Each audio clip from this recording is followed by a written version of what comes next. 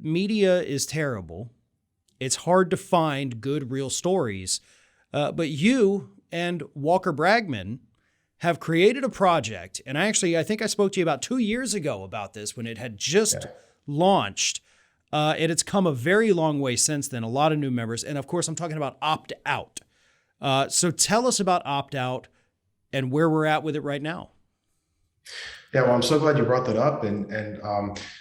I'll just say, first of all, that I'm lucky that I work for an organization, the Center for Media and Democracy, that allows us, our small staff, to take the time to do that deep digging that a lot of for-profit media companies don't allow their reporters to do because of shareholder demands or quick hit quotas and things like that. So I am fortunate to be somewhere that allows us that time.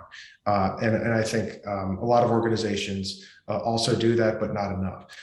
So what Opt Out is a network of over 120 independent news outlets. So these are financially independent news outlets that don't have financial entanglements with major corporations or advertisers, that are uncompromising in their reporting and their analysis, and are trustworthy, again, because we have looked through their reporting, but also because they're not beholden to corporate interests. So this includes outlets, of course, like Ring of Fire. You're one of the first video and radio outlets to join the network, and yes, you were also our first public interview, as far as I recall, when we first announced the project. And that was back in the fall of 2020, when we put together a newsletter and started working with the Progressive Coders Network, which is a group of tech activists who now, working with us, have created this highly sophisticated news app that aggregates content from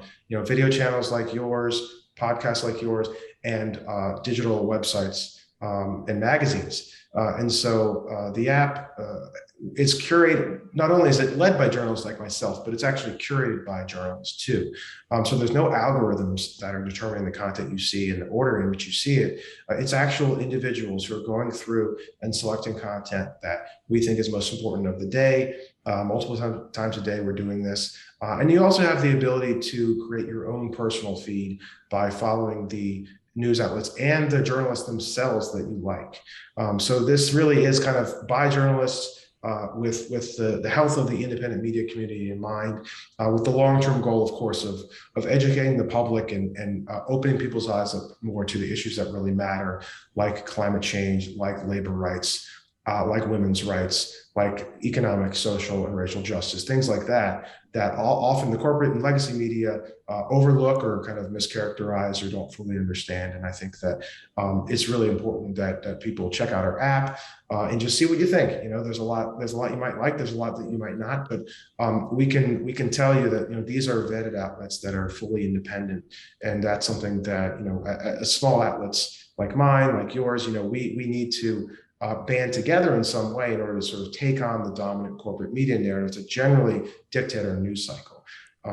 So we just launched the iOS version for Apple on iPhone and iPad a few weeks ago. You can find that Opt Out News in the App Store, and we're getting ready to release the beta version of the Android, so we'll have it for both major phone operating systems. And I've pulled the app up right here.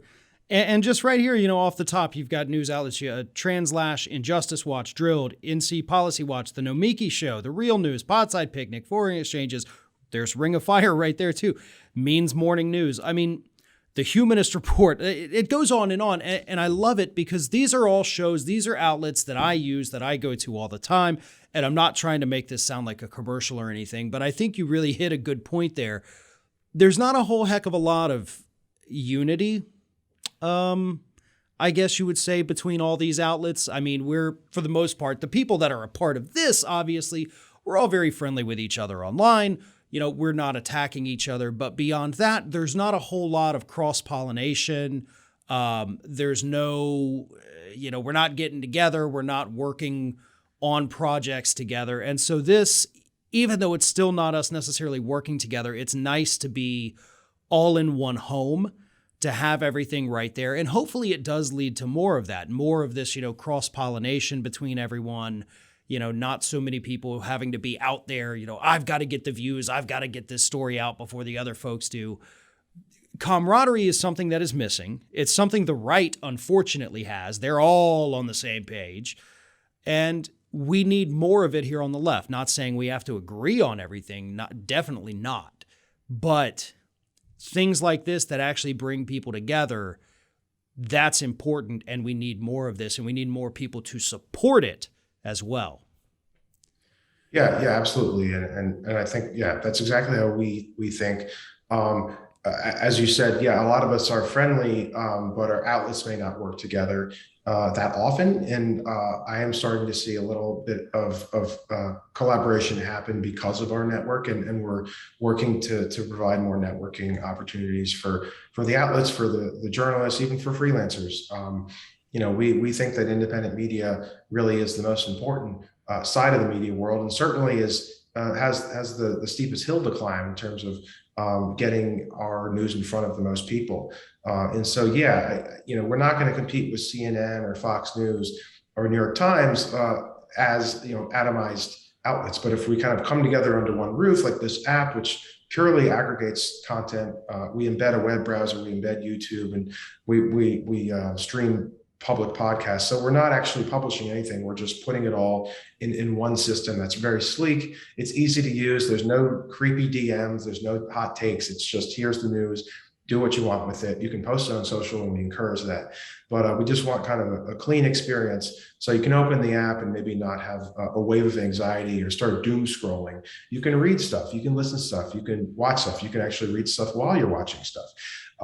And so, we hope that this can kind of be the beginning of really a huge network, but also kind of a movement towards a diverse media ecosystem where people are getting the bigger picture of the news, and they're not sort of forced to consume messaging that is coming from major corporate outlets. And it's a great way too for people to find new outlets that you may not otherwise have known existed. I've actually been using Reddit Politics for the last few years as a big source, just because it pulls things from places you wouldn't ordinarily think to look.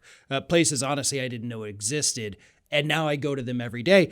And this app is the same way. So hopefully it opens some people's eyes. Again, it's opt-out news in the iOS App Store. And Alex, tell everybody where they can find you, social media, whatever you've got. Great. Yep. I'm just Alex Koch, Kotch, not Coke. Alex Koch on Twitter. And you can check out OptOut. Just optout.news is our website. There's a download link right there. And we have a list of all the outlets that are part of it right now. We have information about our charity, because we actually are a nonprofit charity, as opposed to sort of a for-profit tech company. And I also, I publish a lot at exposedbycmd.org, where you can find this report that we discussed. So we're also very open for feedback, user feedback, questions, comments, concerns. You can email us at support@optout.news. Take our newsletter survey if you sign up for a newsletter, et cetera. So there's a lot of ways to find us. And Farron, thank you so much for having me on to talk about both the climate report and OptOut, of course. I appreciate you joining us today. Thank you very much. All right. Thank you. Thanks for watching. And if you like what you saw, don't forget to like, comment, share, and most importantly, subscribe to our Ring of Fire channel here.